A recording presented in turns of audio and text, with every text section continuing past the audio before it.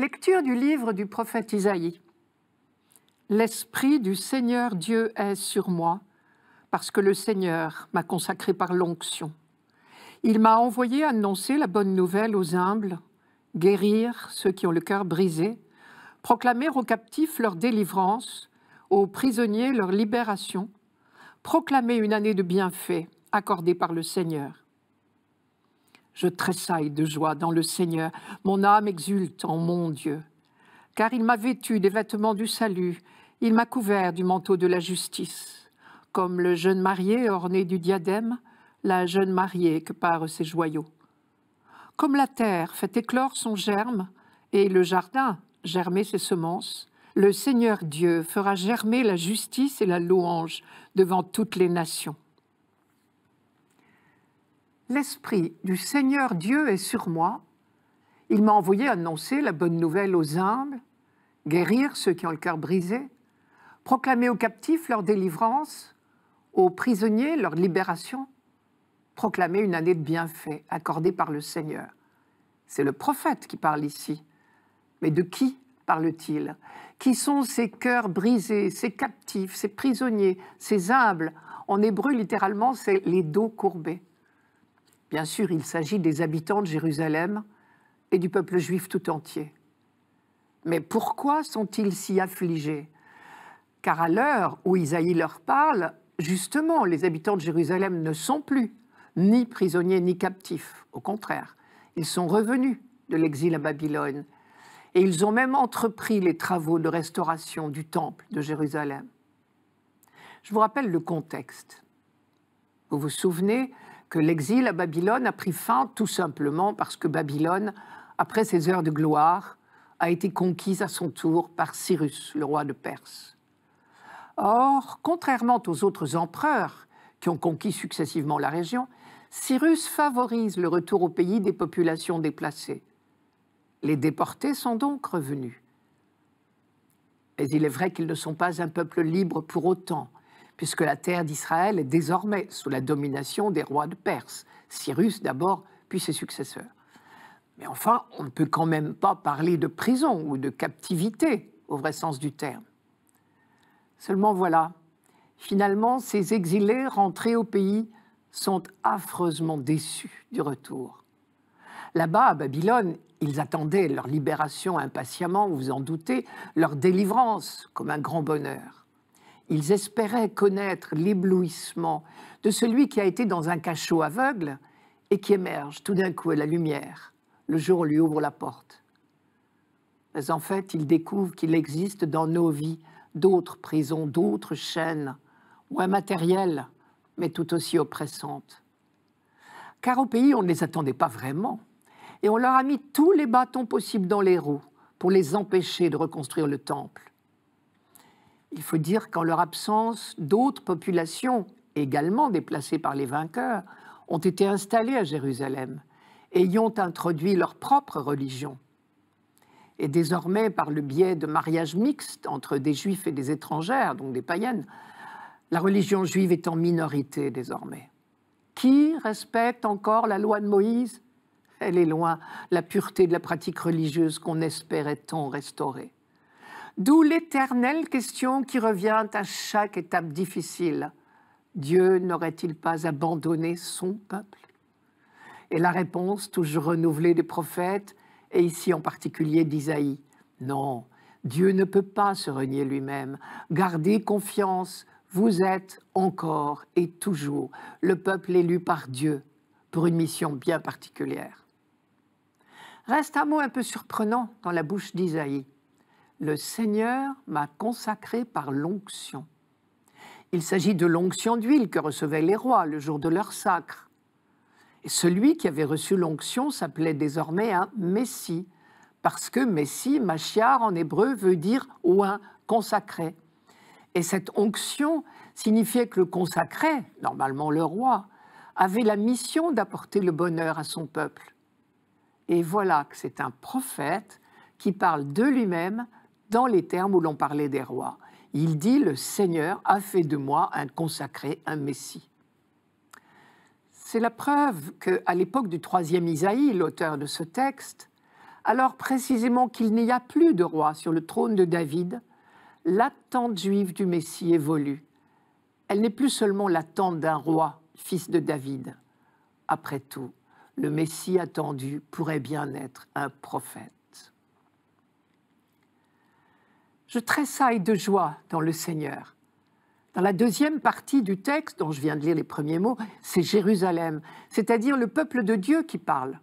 Jérusalem qui se réjouit déjà, comme si la bonne nouvelle annoncée par le prophète, dans la première partie, était déjà accomplie. Je tressaille de joie dans le Seigneur, mon âme exulte en mon Dieu. Les prophètes usent souvent de ce genre d'anticipation pour montrer à quel point on peut être sûr des promesses de Dieu. Et la fin du texte est très imagée.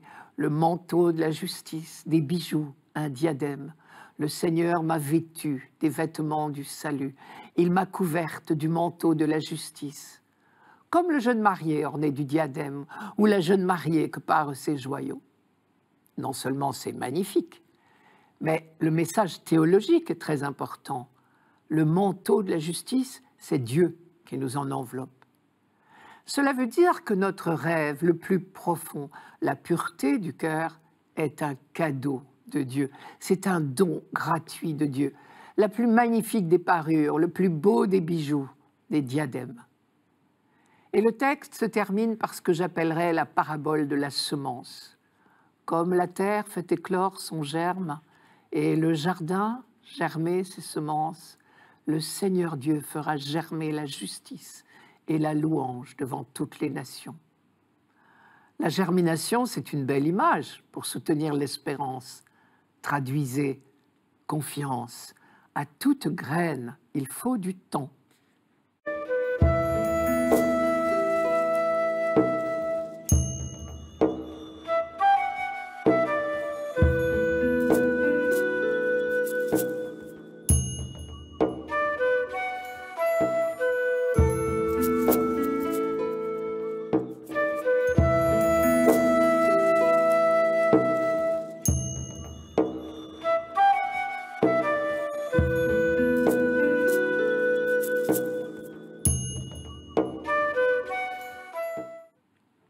Cantique de la Vierge Marie. Mon âme exalte le Seigneur, exulte mon esprit en Dieu mon Sauveur. Il s'est penché sur son humble servante. Désormais tous les âges me diront bienheureuse. Le Puissant fit pour moi des merveilles, saint est son nom. Sa miséricorde s'étend d'âge en âge sur ceux qui le craignent. Il comble de bien les affamés, renvoie les riches les mains vides. Il relève Israël, son serviteur. Il se souvient de son amour. Vous vous rappelez les circonstances dans lesquelles la Vierge Marie a chanté ce que nous appelons le Magnificat. Elle vient de recevoir la visite de l'ange Gabriel, qui lui a annoncé la naissance de Jésus et qui lui a révélé en même temps la grossesse de sa cousine Élisabeth. Elle est aussitôt partie rendre visite à sa cousine. Je cite Saint Luc, « En ces jours-là, Marie se mit en route et se rendit avec empressement vers la région montagneuse dans une ville de Judée. Elle entra dans la maison de Zacharie et salua Élisabeth. Or, quand Élisabeth entendit la salutation de Marie, l'enfant tressaillit en elle. Alors Élisabeth fut remplie d'Esprit Saint et s'écria d'une voix forte, « Tu es bénie entre toutes les femmes, et le fruit de tes entrailles est béni. D'où m'est-il donné que la mère de mon Seigneur vienne jusqu'à moi? Car lorsque les paroles de salutation sont parvenues à mes oreilles, l'enfant a tressailli d'allégresse en moi. » Et en guise de réponse, Marie a entonné le Magnificat. Une chose assez surprenante à propos de ce Magnificat, si vous ouvrez votre Bible à cette page de Saint Luc, vous trouverez dans la marge des quantités de références à d'autres textes bibliques. Et si vous connaissez les psaumes, vous en avez reconnu des bribes dans presque toutes les phrases du Magnificat. Ce qui veut dire que Marie n'a pas inventé les mots de sa prière. Pour exprimer son émerveillement devant l'action de Dieu, elle a tout simplement repris des phrases prononcées par ses ancêtres dans la foi. Et il y a là déjà, il me semble, une double leçon, d'humilité d'abord. Spontanément, pourtant mise devant une situation d'exception, Marie reprend tout simplement les expressions de la prière de son peuple. De sens communautaire ensuite, on dirait aujourd'hui de sens de l'Église, car aucune des citations bibliques reprises dans le Magnificat n'a un caractère individualiste. Elle concerne toujours le peuple tout entier. C'est l'une des grandes caractéristiques de la prière juive et maintenant de la prière chrétienne. Le croyant n'oublie jamais qu'il fait partie d'un peuple et que toute vocation, loin de le mettre à l'écart, le met au service de ce peuple. On retrouve donc dans la prière de Marie les grands thèmes des prières bibliques. J'en retiens au moins 4. Premier thème des prières bibliques, la joie de la foi.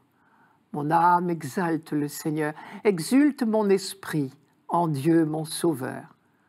Dans la première lecture de ce 3e dimanche de l'Avent, nous lisons presque la réplique de cette phrase, je vous la rappelle, « Je tressaille de joie dans le Seigneur, mon âme exulte en mon Dieu ». C'était Isaïe. C'est un texte du 3e Isaïe, donc vers 500 avant Jésus-Christ. Et 100 ans plus tôt, vers 600 donc avant Jésus-Christ, Habakkuk avait dit « Je bondis de joie dans le Seigneur, j'exulte en Dieu mon Sauveur ». Deuxième thème des prières bibliques, l'émerveillement devant la fidélité de Dieu à ses promesses et à son alliance. Chez Michée, par exemple, « Tu accordes à Jacob ta fidélité, à Abraham ta faveur, comme tu l'as juré à nos pères depuis les jours d'autrefois. » Et les psaumes y reviennent souvent. Je cite, « Il s'est rappelé sa fidélité, son amour en faveur de la maison d'Israël » psaume 97. Ou bien, « Oui, le Seigneur est bon, éternel est son amour, sa fidélité demeure d'âge en âge » psaume 99. Troisième thème des prières bibliques, l'action de grâce pour l'œuvre de Dieu. Ça, c'est un thème majeur de la Bible, vous le savez bien. Et quand on dit l'œuvre de Dieu, il s'agit toujours de l'unique sujet de toute la Bible, c'est-à-dire le grand projet de Dieu, son œuvre de libération de l'humanité. Par exemple, dans le psaume 110, il apporte la délivrance à son peuple, son alliance est promulguée pour toujours. Enfin, quatrième thème des prières bibliques, la découverte de la sollicitude particulière de Dieu pour les pauvres et les petits. Et toujours il intervient pour les rétablir dans leur dignité. Je cite, « Il s'est penché sur son humble servante.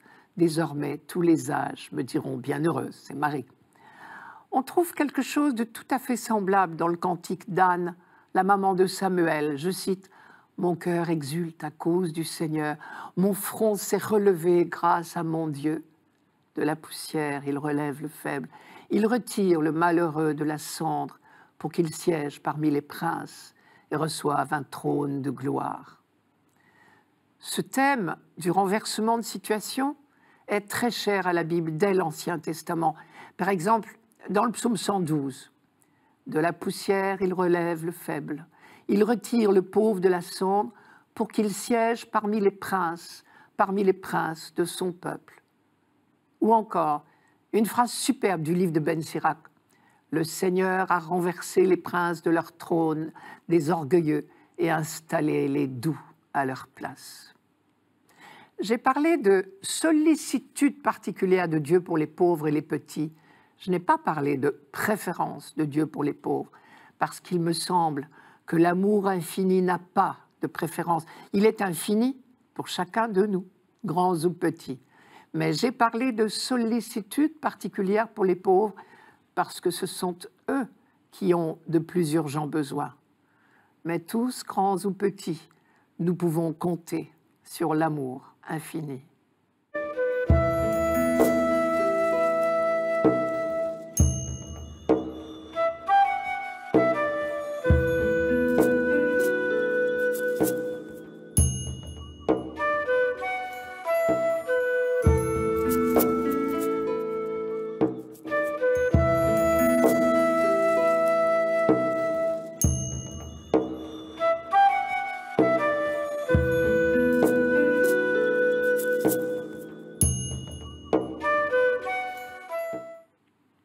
Lecture de la première lettre de saint Paul apôtre aux Thessaloniciens.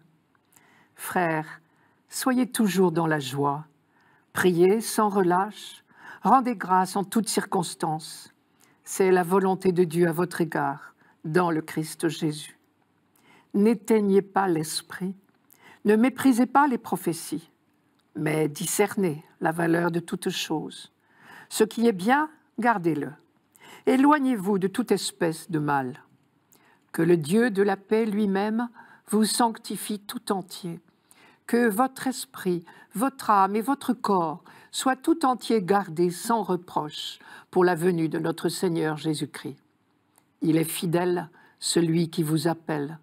Tout cela, il le fera. Je prends une comparaison. Lorsque nous partons en voyage, c'est le but, la destination finale du voyage, qui nous dicte la route à prendre.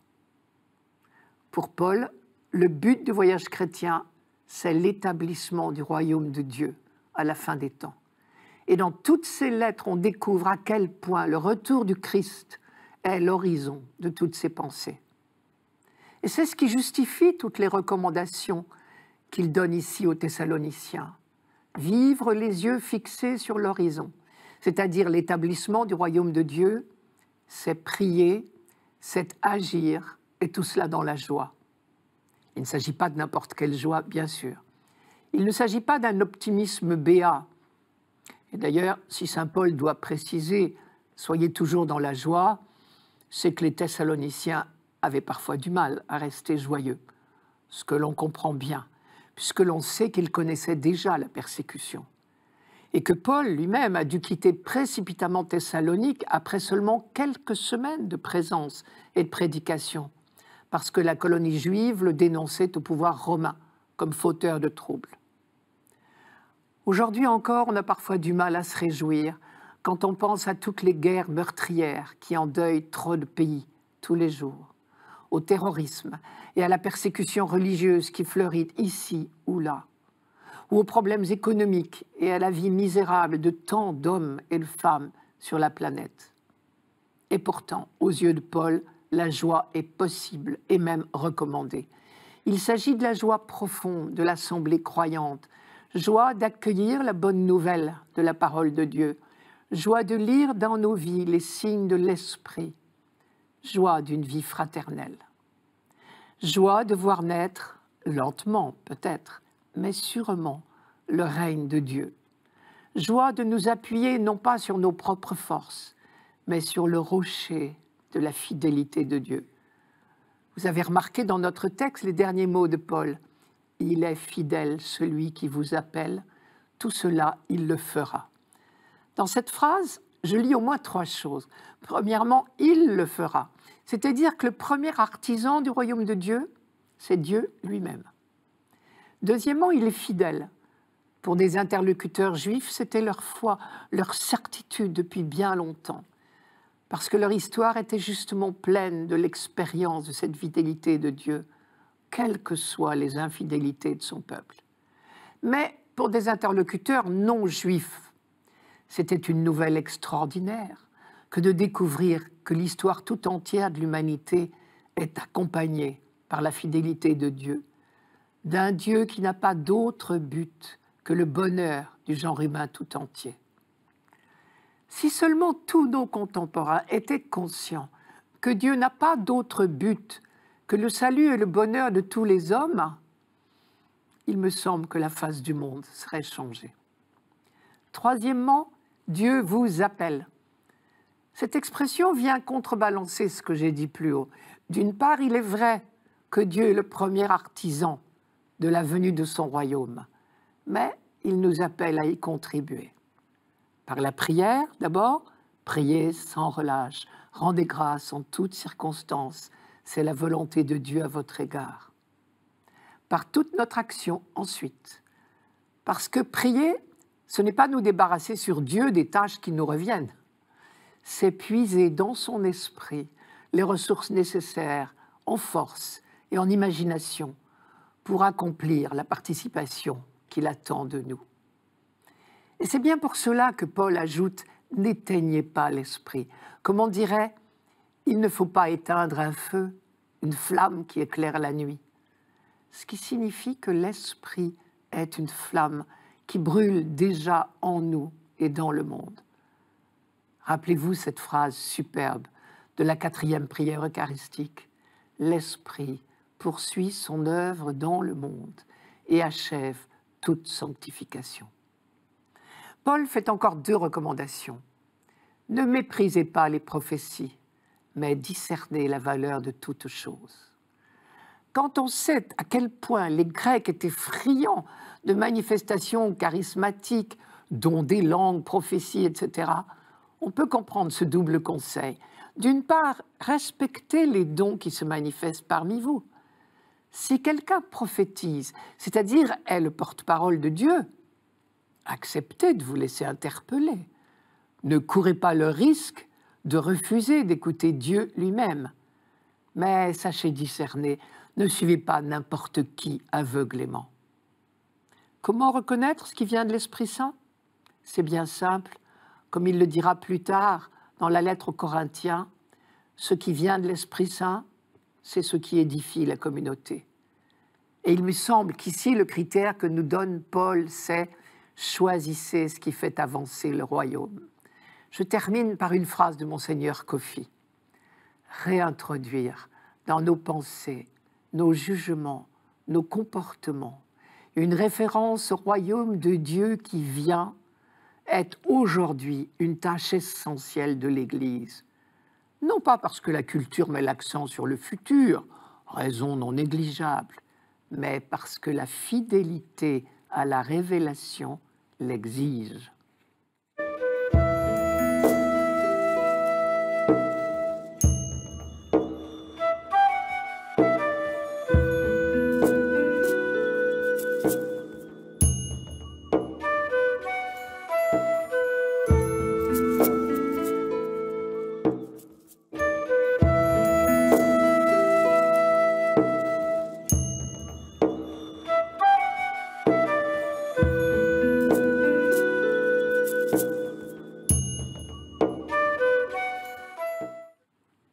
Évangile de Jésus-Christ, selon saint Jean. Il y eut un homme envoyé par Dieu. Son nom était Jean. Il est venu comme témoin pour rendre témoignage à la lumière, afin que tous croient par lui. Cet homme n'était pas la lumière, mais il était là pour rendre témoignage à la lumière. Voici le témoignage de Jean, quand les Juifs lui envoyèrent de Jérusalem des prêtres et des Lévites pour lui demander « Qui es-tu » Il ne refusa pas de répondre. Il déclara ouvertement « Je ne suis pas le Christ ». Ils lui demandèrent « Alors qu'en est-il? Es-tu le prophète Élie ?» Il répondit « Je ne le suis pas. »« Es-tu le prophète annoncé ?» Il répondit « Non. » Alors ils lui dirent « Qui es-tu? Il faut que nous donnions une réponse à ceux qui nous ont envoyés. Que dis-tu sur toi-même » Il répondit « Je suis la voix de celui qui crie dans le désert, redresser le chemin du Seigneur, comme a dit le prophète Isaïe. » Or, ils avaient été envoyés de la part des pharisiens. Ils lui posèrent encore cette question. « Pourquoi donc baptises-tu, si tu n'es ni le Christ, ni Élie, ni le prophète ?» Jean leur répondit, « Moi, je baptise dans l'eau, mais au milieu de vous se tient celui que vous ne connaissez pas. C'est lui qui vient derrière moi, et je ne suis pas digne de délier la courroie de sa sandale. » Cela s'est passé à Béthanie, de l'autre côté du Jourdain, à l'endroit où Jean baptisait. Les questions posées à Jean-Baptiste reflètent bien l'état d'esprit qui régnait en Israël au moment de la venue du Christ. Visiblement, on attendait le Messie de façon très prochaine. Et dans certains milieux, au moins, cette attente était devenue une impatience, si bien que dans les dernières décennies, avant la venue du Christ, on a cru plusieurs fois le reconnaître enfin. Et de toute évidence, Jean-Baptiste jouissait d'une réputation telle qu'on s'est posé la question à son sujet. Tout le monde attendait, oui, mais tout le monde n'attendait pas la même chose ou le même personnage. Et c'est pour cela que les questions se bousculent. Es-tu le Messie lui-même? Ou bien Élie? ou bien encore le prophète annoncé? Car les promesses de l'Ancien Testament alimentaient l'espérance et l'impatience, mais elles n'étaient pas très claires. Certains s'appuyaient en particulier sur les derniers versets du prophète Malachie. Je vous les rappelle. « Voici que je vais vous envoyer Élie, le prophète, avant que vienne le jour du Seigneur, jour grand et redoutable. Il ramènera le cœur des pères vers leurs fils et le cœur des fils vers leurs pères. » Il y avait aussi, dans le livre du Deutéronome, cette promesse. Je cite là, « Dieu dit à Moïse, « Je ferai se lever au milieu de leurs frères un prophète comme toi. Je mettrai dans sa bouche mes paroles, et il leur dira tout ce que je lui prescrirai. » Très certainement, cette promesse était considérée comme l'une des annonces du Messie. Mais s'appliquait-elle à Jean-Baptiste? À toutes ces questions, es-tu le Messie? Es-tu Élie? Es-tu le prophète annoncé? Jean-Baptiste répond par la négative. Il n'est ni le Messie, ni Élie, ni le prophète annoncé, au sens de nouveau Moïse. Il n'est qu'une simple voix. Quand il parle de sa mission, il ne se réfère ni à Malachie, ni au Deutéronome, mais à Isaïe. « Je suis la voix qui crie dans le désert, redressez le chemin du Seigneur », comme a dit le prophète Isaïe. Chez Isaïe, quand elle a été prononcée, c'était une annonce de la libération prochaine du peuple qui était en exil à Babylone. Le Seigneur allait venir lui-même prendre la tête de son peuple et le ramener sur la terre d'Israël. Mais par la suite, ce texte avait été relu comme une annonce de la venue du Messie. Et c'est bien dans ce sens que Jean-Baptiste le cite.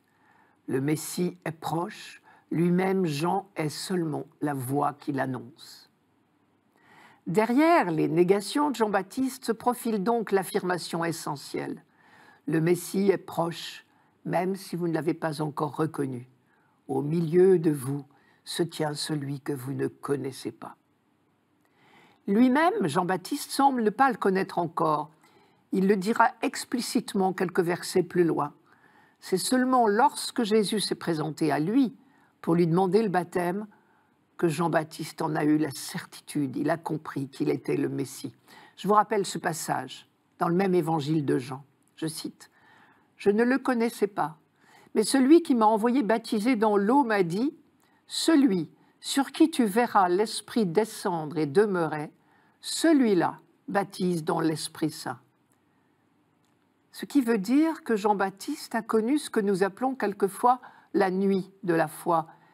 Il a commencé à annoncer la présence de Jésus au milieu des hommes avant même de l'avoir reconnu. À cela, on reconnaît le vrai prophète. Premièrement, il poursuit sa mission même dans la nuit. Car ce qui compte avant tout, c'est que les hommes croient. Il est venu comme témoin, dit Jean, pour rendre témoignage à la lumière, afin que tous croient par lui. Deuxièmement, il ne nous attire pas vers lui. Il nous tourne vers celui qui l'annonce. Jean-Baptiste remet bien les choses en place. C'est vers lui que les foules viennent, mais aussitôt, il les dirige vers le Christ. Il ne se présente pas en porteur de la vérité, mais il tourne les cœurs vers la vérité. Un peu plus loin, dans ce même évangile de Saint Jean, c'est Jésus lui-même qui dira « Jean-Baptiste était la lampe qui brûle et qui brille », c'est au chapitre 5. Jean-Baptiste est la lampe, il n'est pas la lumière elle-même. Zacharie, son père, ne s'était pas trompé quand il chantait « Toi aussi, petit enfant, tu seras appelé prophète du Très-Haut, tu marcheras devant à la face du Seigneur et tu prépareras ses chemins. »